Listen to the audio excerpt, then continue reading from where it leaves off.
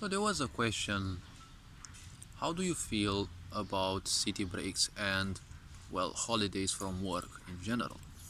Obviously, most of the people said the most relaxing part of their life. But I'm here with a more introspective approach. I'm here to remind people, is it really a more relaxing part of their life? See, many people believe that stress and depression are the main factors in society, that lead to their not living a fulfilled life. Indeed, it is true though, but the point is people are looking at these as some separate aspects.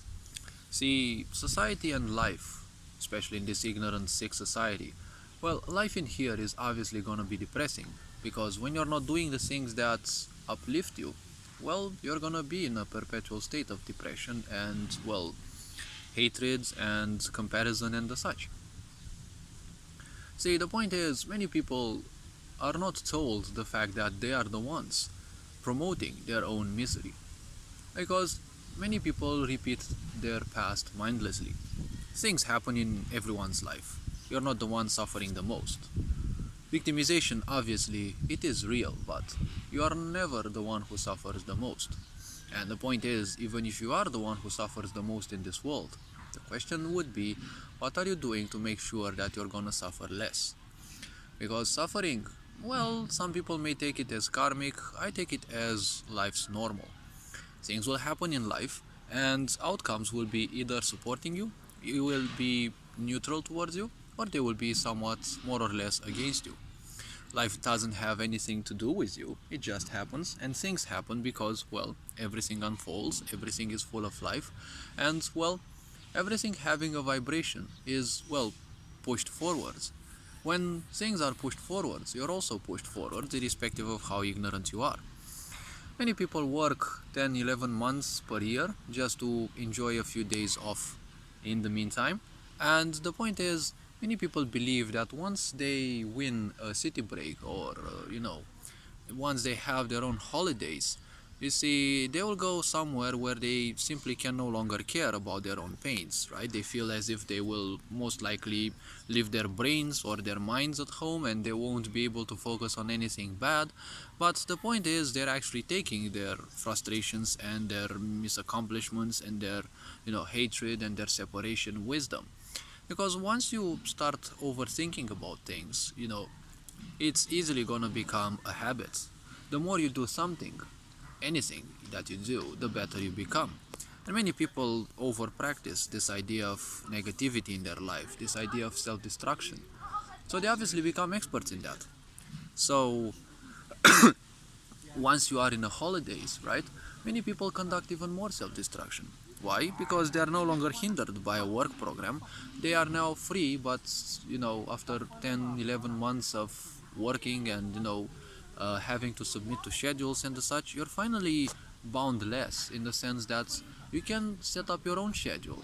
But many people aren't prepared for that because they are used to being told what to do and how to do things, right? So the point is, people will create depression and they will continue supporting their depression because this is how pain works.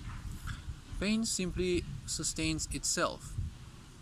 As I've said as a tip in previous videos, everything that runs in your mind needs your own energy. Once you pump your energy into those, well, you'll be suffering from those even more. Once you pump your energy into better things, instead of worrying about things during your holidays, why not simply think about the better things, right? You're finally free, you can do certain things, but many people go even more self-destructive and, they start impulsively doing all sorts of things in their holidays, and then they end up even more tired than when they were at work. And then, well, they will realize they will have to go to work, and then they create even more depression and even more anxiety and such.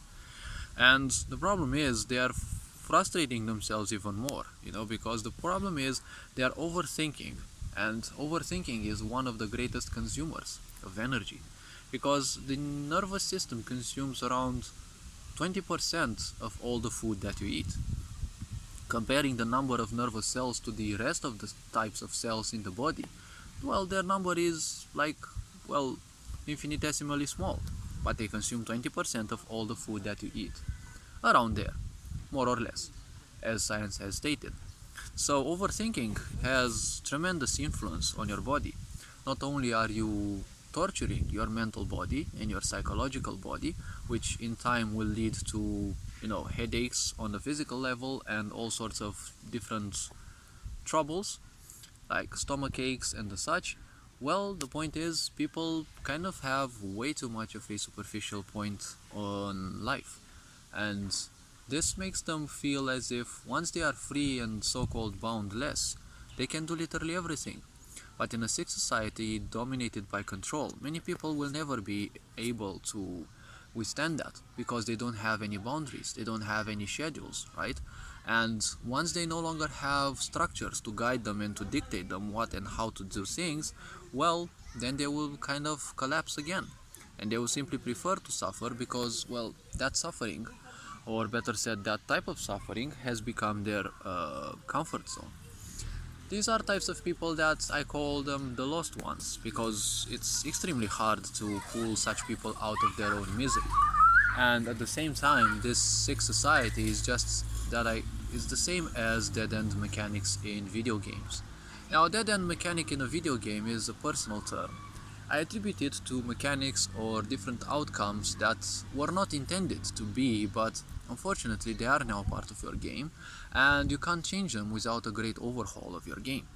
The same thing is about society, right? Because, well, see, people who enjoy their pains, you can't necessarily easily turn their life for the better if you don't do great changes in society so that they have different perspectives, so that they have different better alternatives, right? Behavioral alternatives, so that they can use those alternatives as better examples of what to follow.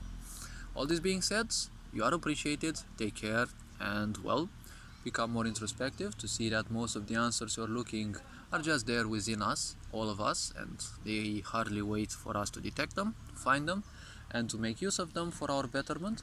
You are appreciated, take care, and I'll wait you in the next one. Ferenc on board signing out.